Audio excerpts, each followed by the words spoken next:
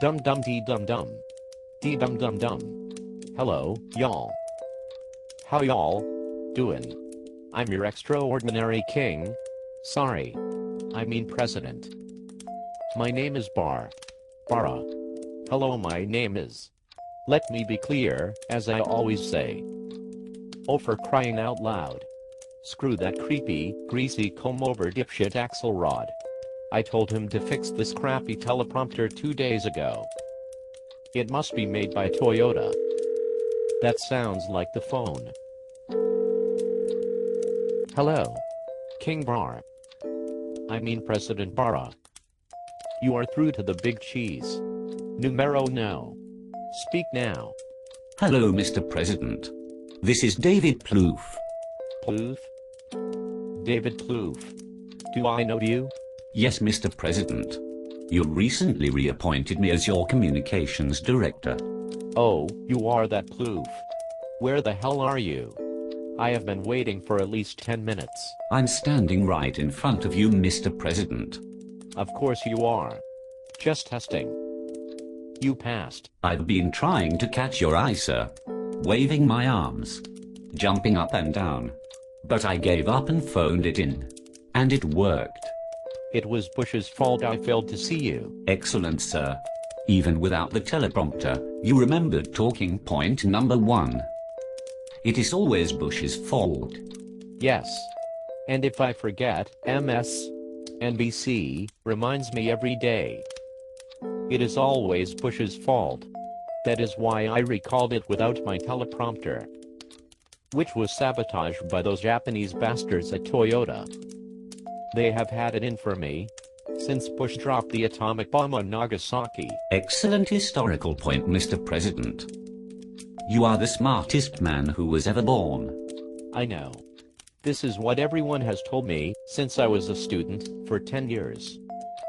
And then a community organizer.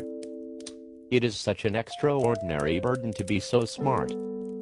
Nice shorts, by the way. So, how was your unprecedented meeting with Barney Frank? Very horrible, sir. Please don't make me take another meeting with Congress gay man Barney Frank. He is a creepy, lisping old fart who smells of death and cat food. Okay, next time I will send the foul mouth Rahm Emanuel. He used to be a ballet dancer, and he has many cats. Not that there is anything wrong with that. I'm just saying, you know what I mean? Thanks, sir. I appreciate that. No problem. Now Plouffe, tell me. Why have you suddenly developed a posh British accent since I last saw you? I have been hanging around with 2 of the Queen's Knights, Sir Elton John and Sir Ian McKellen. They both told me it makes me sound more intelligent. And even sexier. No, it does not. Okay. You do sound more intelligent than Nancy Pelosi. But who doesn't? I have a pet hamster who makes more sense than the Botox deranged old witch. Har har. Ho ho. LOL, sir. You are so funny. You could easily do stand-up with Robin Williams. Everyone tells me that I'm funny. In fact, I have gotten a lot funnier since becoming president. People laugh at all my jokes. However, please drop the phony accent. As you know, I hate the British. Because of what they did in Kenya to the father who abandoned you as a baby along with your poor mum. No. Not really. I hate the British because of Simon Cowell. He is such a ginormous tool who thinks he is the smartest man in the room. I hate people like that. Don't you, Plouffe? Yes. I hate people who are so totally narcissistic. They are very annoying. Yes, yes. The man will not shut up. And he is on television constantly. And he drones on. And on. And on. Endlessly. He never stops. My God, I have to admit I find myself shouting at the television. Shut the fuck up already. But he never does. And Cowell is so full of himself. So condescending. So big-headed. So know-it-all. Don't you just hate boring people like that, Plouffe? People who don't listen to what other people say. Who talk over them. Well, now you mention it. It is very Enough of this chit-chat. Have you managed to invent, unearth, some sob stories for tomorrow's health summit where I plan to embarrass the dumb Republicans with my towering intellect? Yes, Mr. President. I have been hard at work. I have found many fake but true sob stories we can use to shame evil Republicans. Great work. I don't need to hear them. That way I can look shocked and very concerned tomorrow in front of the television cameras. Maybe you should give me one example for now. You are so brilliant, Mr. President. That's enough of the obsequious sucking up, Plouffe. Even I can only take so much. Okay, sir. Let me think. This tale is great. I found it in a novel by Mark Twain. This is how it goes.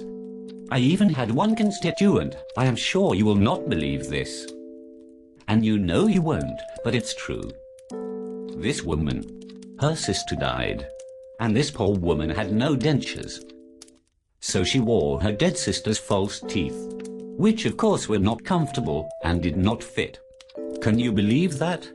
Wearing your poor dead sister's teeth in 2010? After she was murdered by Bush. This is excellent. I adore the reference to the evil dictator Bush. But it does sound a tad creepy. We must find some poor sap, convincing Democrat, to say this at the summit. I will then be able to compare the failed expensive American private dental system to that of the magnificent socialized dentistry available to all in the British National Health Service. This will be the final nail in the coffin of the insurance companies. I suggest we get Louise Slaughter to say this tomorrow. She is a native New Yorker. Really? She sounds more like some dumb redneck, clinging to her guns, religion and huge breast implants. Hooters standard. I apologize, sir. No. This is perfect. Even better, Plouffe. Yes, Mr. President. Initiate Operation Submit. You mean Operation Summit? Not submit, don't you? No. They shall submit, or face the wrath of Khan. But it is an uphill battle. What with the newspapers, television, academia, Hollywood, and Congress all fighting against me.